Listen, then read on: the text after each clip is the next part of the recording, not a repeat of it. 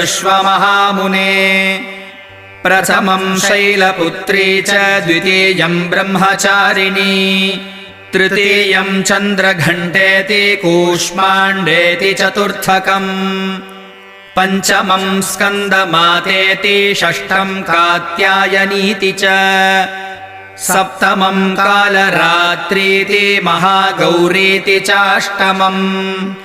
नवमं सिद्धिदात्री च नवदुर्गाः प्रकीर्तिताः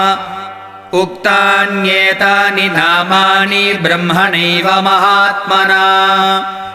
अग्निना दह्यमानस्तु शत्रुमध्ये गतोरणे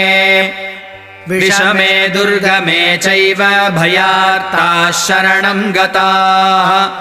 न तेषां जायते किञ्चिदशुभं रणसङ्कटे नापदं तस्य पश्यामि